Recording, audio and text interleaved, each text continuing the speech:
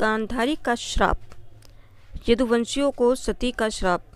नमस्ते दोस्तों, मेरा नाम संगीता है और आपका स्वागत करती हूँ आपके अपने YouTube चैनल अनेक कहानियों में।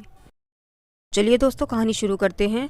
महाभारत के युद्ध की समाप्ति के बाद मृत पुत्रों, संबंधियों एवं अन्य योद्धाओं के शवों को शोक अंजलि देने के लिए कुरुक्षेत्र में पहुंचे धृतराष्ट्र और गांधारी बहुत व्यतीत थे।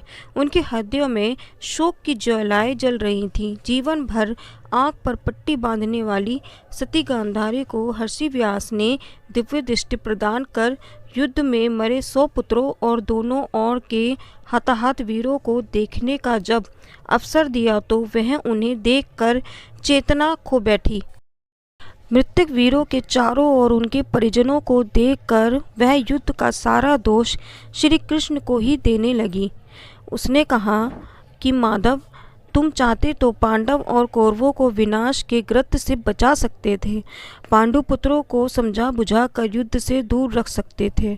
तुम चाहते तो भीष्म, द्रोण और सदृश योद्धाओं के प्राण भी बच सकते थे, पर तुमने इस और अपेक्षित ध्यान नहीं दिया, जिसके फलस्वरूप हमें ये दुर्दिन देखने पड़े।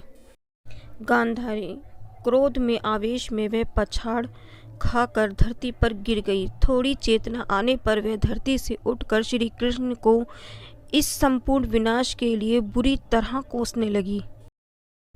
गांधारी ने क्रोधित होकर कहा कि मैंने निश्चल भाव से पति की सेवा की है। इस दुर्लभ तपोबल के कारण मैं तुम्हें श्राप देती हूँ कि जैसे तुमने मेरे सगे संबंधियों का विनाश किया है, वैसे ही तेरे भी वंश का विनाश हो।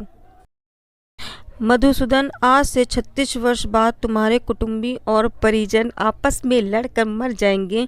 तुम भी अपने बंधुओं से दूर, लोगों की नज़रों से ओझल होकर अनाथ के समान वन में विचरण करोगे।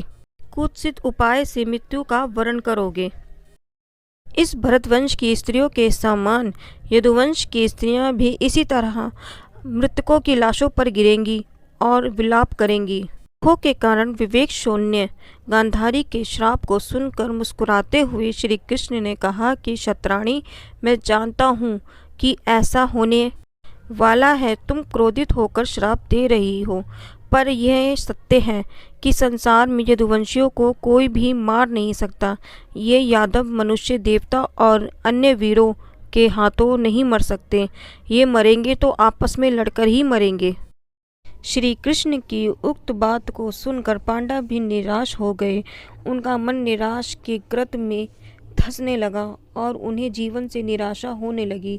इतिहास साक्षी है कि सती गांधारी का श्राप 36 वर्ष समाप्त होते ही सत्य साबित हुआ, जिसने सभी यादवों को अनंत श्री कृष्ण को भी इस संसार से तिरोहित होने को बाध्य कर दिया। तो दोस्तों, अगर मेरी कहानी आपको अच्छी लगती है तो प्लीज़ मुझे कमेंट में ज़रूर बताइएगा।